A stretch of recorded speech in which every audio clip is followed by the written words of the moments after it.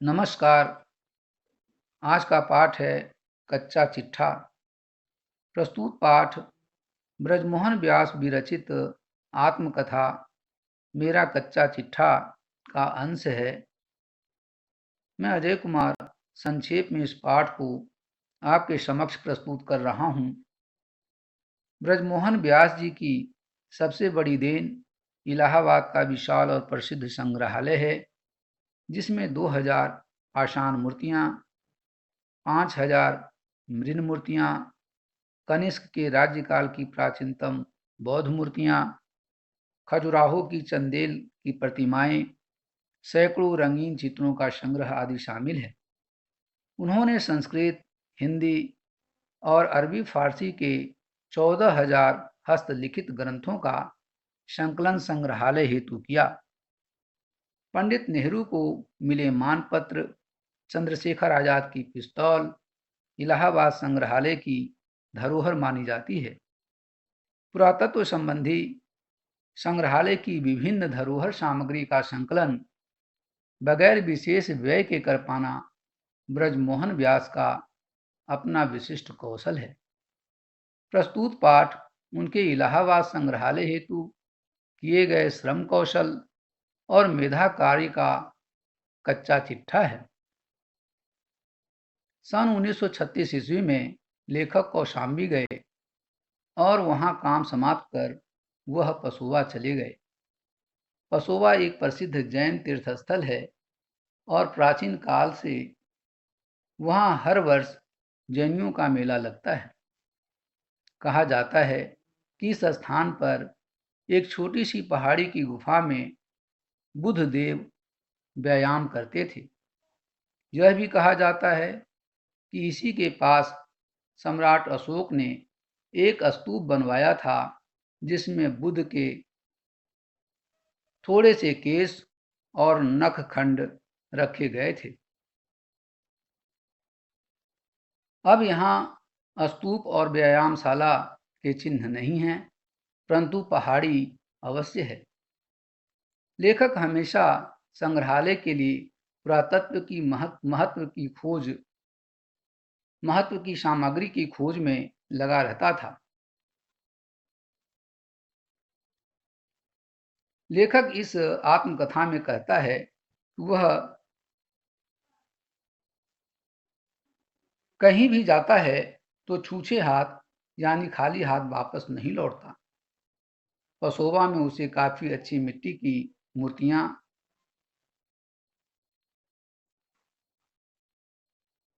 सिक्के और मनके प्राप्त हुए। चंद्रायन व्रत करती बिल्ली के सामने स्वयं चूहा आ जाए तो बेचारी बिल्ली को अपना कर्तव्य पालन करना ही पड़ता है। लेखक ने यह वाक्य मनुष्य की लालची प्रवृत्ति के लिए कहा है।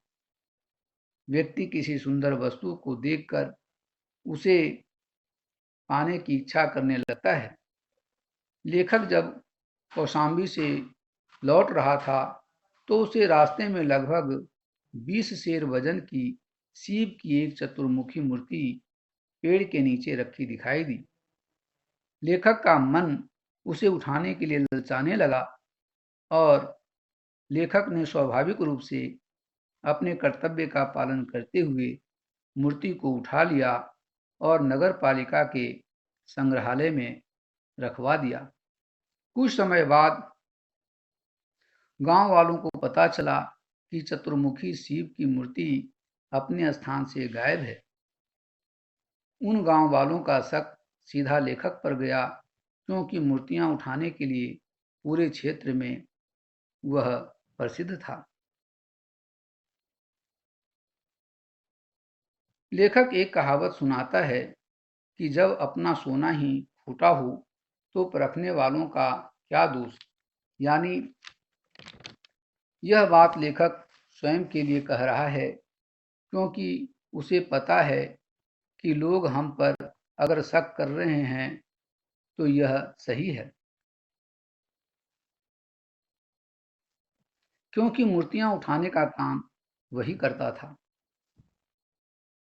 कौशाम्बी मंडल से कोई भी मूर्ति गायब होने पर लोगों का सीधा शक लेखक पर ही जाता था। और ज़्यादातर मामलों में यह संदेह सच निकलता था। एक बार लेखक को कौशाम्बी में एक खेत में बोधिसत्व की 8 फुट लंबी मूर्ति मिली, जिसका सिर नहीं था। वह मूर्ति मथुरा के लाल पत्थर की बनी हुई थी। लेखक जब 5-6 लोगों के साथ वह मूर्ति उठाने लगा तो एक बुढ़िया ने उसे रोक लिया।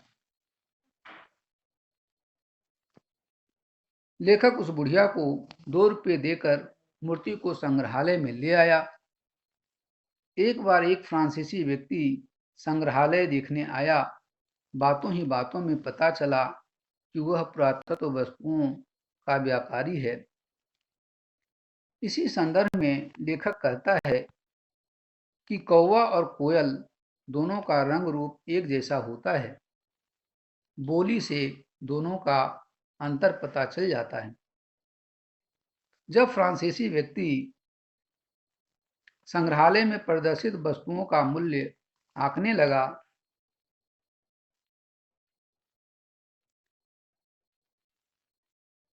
तो पता चला वह दर्शक नहीं, व्यापारी है।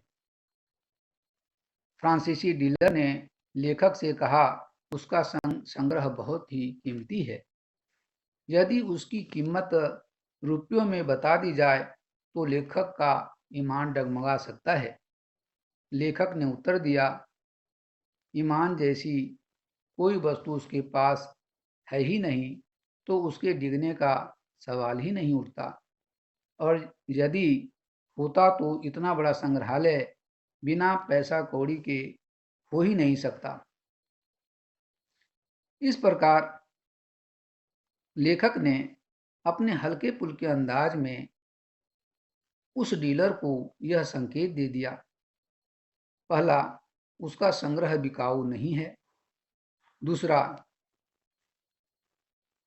इस संग्रह के लिए उसे कई बार बेईमानी का सहारा भी लेना पड़ा, लेकिन उसमें उसका कोई व्यक्तिगत स्वार्थ नहीं था।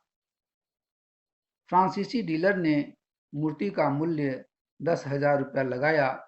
लेखक ने मूर्ति देने से इनकार कर दिया। वह मूर्ति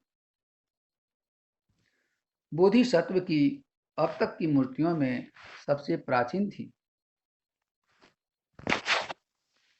लेखक ने अपने कच्चे चिट्ठे के समापन से पूर्व अपने सहयोगियों का आभार प्रकट किया है,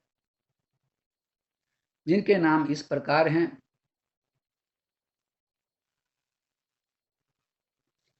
पहला, राय बहादुर कामता प्रसाद कक्कड़, तत्कालीन चेयरमैन। दूसरा, हिज हाइनेस। तीसरा, श्री महेंद्र सिंह जू देव नागौड़ नरेश। चौथा, लाल भार्गवेंद्र सिंह। पांचवा, जयदेव। इस प्रकार यह पाठ यहाँ समाप्त होता है। अब गृह कार्य हेतु अधोलिखित प्रश्नों को नोट करें और इसका हल अवश्य करें।